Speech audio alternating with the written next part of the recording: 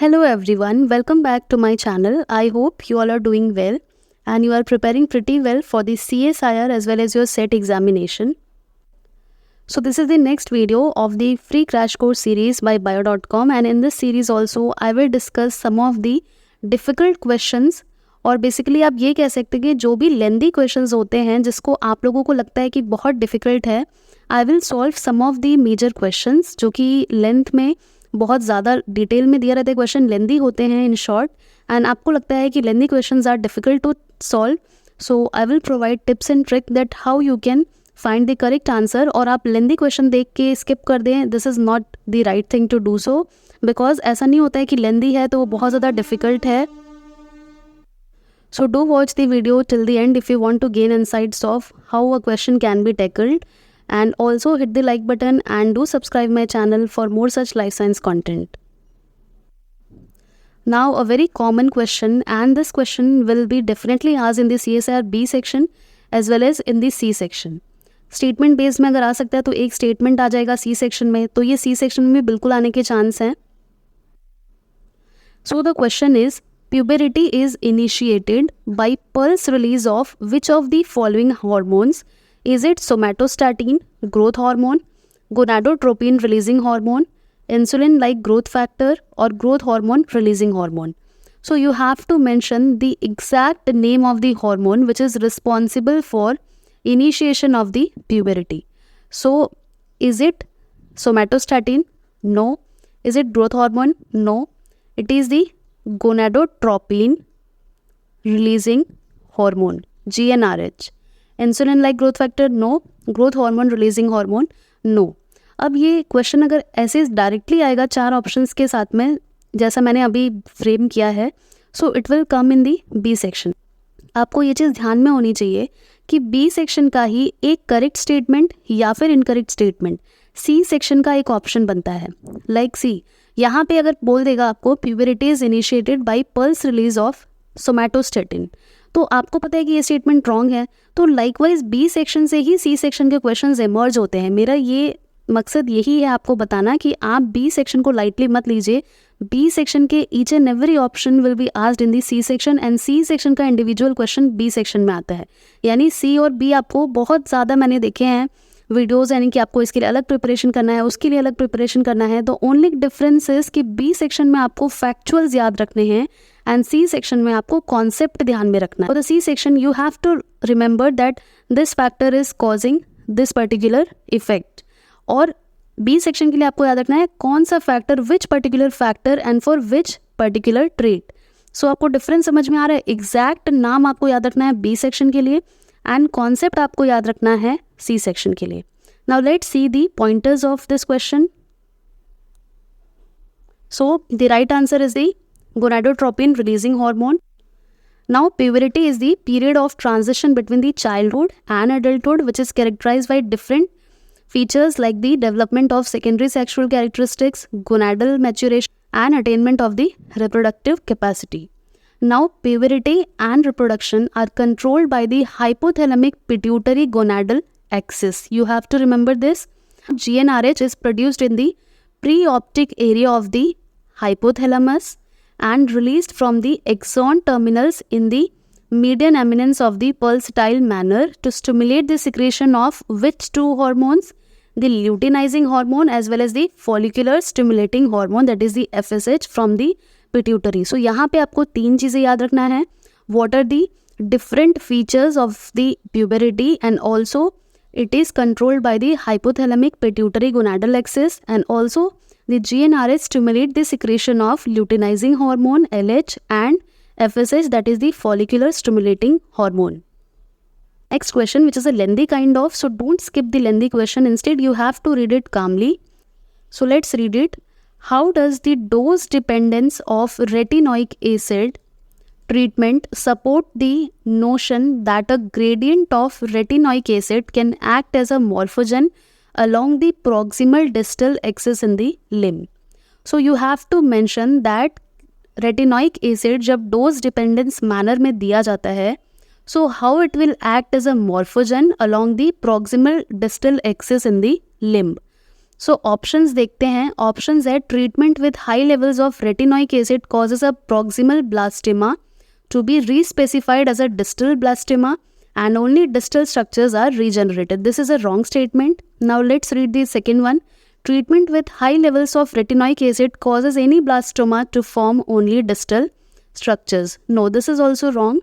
Treatment with high levels of retinoic acid causes any blastoma to be re-specified as proximal blastema, but it will form only the proximal structure. This is also wrong.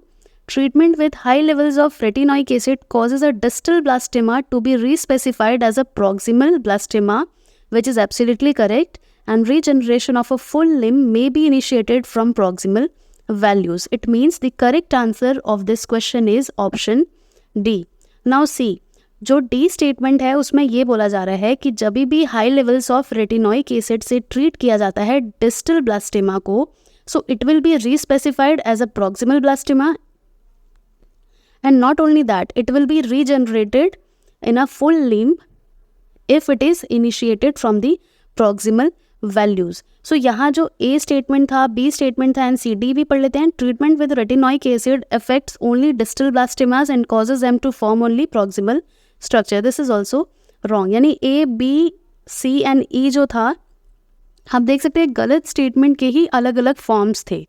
So you have to remember कि जो गलत statement होता है उसके भी अलग अलग type के स्टेटमेंट्स बना दिए जाते हैं ताकि कन्फ्यूजन क्रिएट हो. बट आपको ध्यान रखना है कि जब भी high levels of retinoic acid रहता है, अगर डिस्टल ब्लास्टेमा को ट्रीट किया जाए, so it will be respecified firstly as the proximal blastema and regeneration of a full limb may be initiated. यहाँ पे मैंने मेंशन भी किया है की points. Treatment with high levels of RA causes a distal blastema to be re-specified as a proximal blastema and regeneration of a full limb may be initiated. So dose dependence retinoic acid treatment से क्या होगा, ये चीज़ आपको ध्यान में रखना होगा.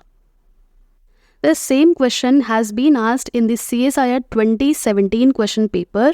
आप उठा के देख सकते हैं. एंड उसमें किस तरह से आया, उसमें कॉम्बिनेशन वाले ऑप्शंस आए हैं. लाइक उसमें पूछा है, सेम क्वेश्चन है एंड ऑप्शंस कैसे दिए हैं, A and B, B and C, C and D, इस तरह के ऑप्शंस दिए हैं. सो क्वेश्चंस को थोड़ा सा और डिफिकल्ट बनाने का ये ट्रिक होता है कि कॉम्बिनेशन में दे दे, बिकॉज एक पिक करना इजी होता है, but on the basis of combination you have to be very careful कि कौन सा ऑप्शन इनकरेक्ट है या कौन सा करेक्ट है. मैंने अपने हर वीडियो में ये स्ट्रैटेजी बताई है कि combination based questions are the best question if you know the trick to how to tackle it, how to solve it. अगर गलत आपको 100% गलत ऑप्शन पता है तो 100% गलत वाले ऑप्शन को चूज़ कर लीजिए एंड उसके अकॉर्डिंग कॉम्बिनेशन चूज़ कीजिए. और अगर आपको 100% सही वाला ऑप्शन पता है तो 100% सही वाले ऑप्शन के अकॉर्डिंग कॉम्बिनेशन पिक कीजिए. Now one more B section question that can be asked. Which of the following first discovered through the mutagenesis studies in Drosophila also function in the development of mammals like us? Hedgehog, homeobox gene, the WNT family, the toll signaling pathway, all of the above. So all of the above are true. So ये जो सारे ही हैं firstly discover हुए थे through the mutagenesis in the Drosophila and all these have a function in the mammals as well. So all of the given options are correct. Now one more question from the immunology section. What is the developmental pathway by which the hematopoiesis stem cell give rise to a macrophage?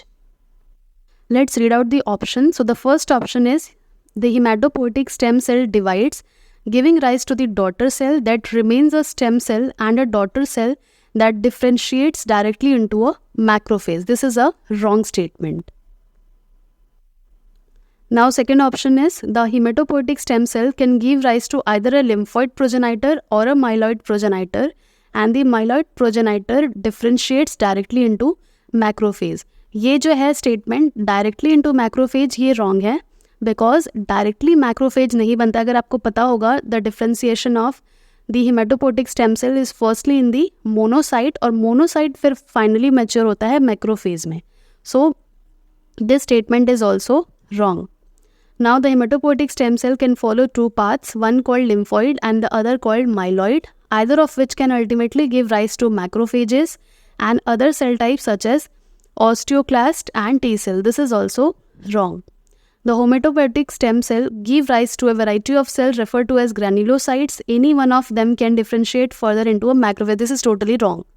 Now the E statement is the hematopoietic stem cell must first generate a cell of the myeloid lineage as opposed to the lymphoid lineage, then a granulocyte macrophage progenitor, then a monocyte, and finally a macrophage. It means the correct answer for this question is option E. यानी इस question का option जो था correct वो ई था. जो haematopoietic stem cell है सबसे पहले वो myeloid as well as lymphoid lineage में चेंज होता है, कन्वर्ट होता है, then a granulocyte macrophage progenitor बनता है, एंड देन मोनोसाइट बनता है which is finally matured into a macrophage. यानी आपको यहीं से ऑप्शंस पकड़ लेना था. जो डायरेक्टली इनटू मैक्रोफेज लिखा था वो तो रॉन्ग ही है, इसमें भी लिखा था, इसमें भी लिखा था, एंड इसमें लिखा था कि either of which can ultimately give rise to, यानी दोनों में से कोई भी दे सकता है. This is also wrong. And यहाँ पे था कि हिमेटोपोइटिक स्टेम सेल जो है वो वेराइटी ऑफ सेल्स देता है जिसे हम ग्रैन्युलोसाइट बोलते हैं. एनी वन कैन डिफ्रेंशिएट, कोई भी सेल तो नहीं बन सकता monocyte. So this is also wrong. यानी ये जो क्वेश्चन था वो आप जो लेंथी देख के छोड़ दे रहे थे या स्किप कर देते, आपको बस थोड़ा सा 1 मिनट या 30 सेकेंड का आपको टाइम लेना था पढ़ने के लिए options, because this is a very basic question from the immunology. आप डायरेक्टली यहाँ से 4 मार्क्स गेन कर लेते, बिकॉज अगर आपने क्यूबी पढ़ा होगा तो क्यूबी के फर्स्ट पेज में ही जो हिमेटोपोइटिक स्टेम सेल है HSC का पूरा डिफ्रेंसिएशन दिया है फ्लो चार्ट, एंड इस फ्लो चार्ट से ही ये क्वेश्चन को फॉर्म किया गया है कि सबसे पहले जो हिमेटोपोइटिक स्टेम सेल है वो 2 लिनिएज में चेंज होता है, lymphoid as well as a myeloid, and उसके बाद certain other kind of progenitors originate होते हैं जिससे एक स्पेसिफिक सेल टाइप बनता है.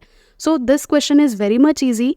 सो आई विल रिक्वेस्ट कभी भी क्वेश्चन की लेंथ को देखकर you don't have to skip, else you have to read it very calmly, and आपको डेफिनेटली वो क्वेश्चंस ईजी लगेंगे कंपैरेटिवली जो एक्सपेरिमेंटल क्वेश्चंस आते हैं उनसे. Now next question, the distance between the amino acid binding site and the anticodon site is 64 Armstrong, 70, 76 or 80. So it is the 70 Armstrong which is crystal cleared by the X-ray crystallography studies which reveals the tRNA has an L-shaped tertiary structure, and in this structure the amino acid binding and the acceptor site approximately 70 Armstrong away from the anticodon site. So this is a again factual question. Have to remember the 70 armstrong, यानी जो distance है amino acid binding site में and anticodon site में that is of 70 armstrong. Now one more question. So the question is cartilage bone forming tissues and connective tissues of the vertebrate limb form from, यानी जो cartilage that is the bone forming tissue and the connective tissue of the vertebrate limbs arises from which of the following epithelial. So first है the ectodermal epithelium of the limb bird, the mesodermal mesenchyme of the limb bird, mesodermal cells that migrate into the limb bird from the somites, the progress zone or the polarizing zone. So it is the mesodermal mesenchyme of the limb bird which is derived from the lateral plate ectoderm, and उसी से cartilage and connective tissue जो हैं vertebrate limb के form होते हैं. यहाँ से एक और क्वेश्चन पूछ सकता है. This cartilage is formed from the mesoderm and that process is known as the chondrogenesis. Mesenchyme जो है वो differentiate होता है पहले chondroblast में, and chondroblast are the cells that secrete the major components of the ECM, that is the extracellular matrix, and the most important component for cartilage formation are aggrecan and type 2 collagen. So ये जो synthesis है उस process को बोलते हैं, यानी cartilage के synthesis के process को बोला जाता है कॉन्ड्रोजेनेसिस, एंड ये जो प्रोसेस है उसी से कार्टिलेज का फॉर्मेशन होता है. सो ये क्वेश्चन भी एक इम्पॉर्टेंट क्वेश्चन है जिससे ये आपको पॉइंटर्स क्या बनते हैं इससे. सो द कार्टिलेज और the bone forming tissue and the connective tissues of the vertebrate limbs all originate from the mesodermal mesenchyme of the limb bird, and जो mesenchyme है it is a type of embryonic connective tissue that gives rise to most of the body's connective tissue like bones, cartilage, lymphatic and circulatory organ. तो जितने भी मैंने अभी की points बोले उसको एज इट इज़ लिख लीजिए, बिकॉज हमेशा डेवलपमेंटल बायोलॉजी के क्वेश्चंस में या जूलॉजी के क्वेश्चंस में ये एज इट इज़ आते हैं. So this is all for today. Hope you liked it and आपको आज का सेशन अच्छा लगा हो. अगर और भी आप ऐसे सेशन चाहते हैं do subscribe my channel, and thank you so much for watching.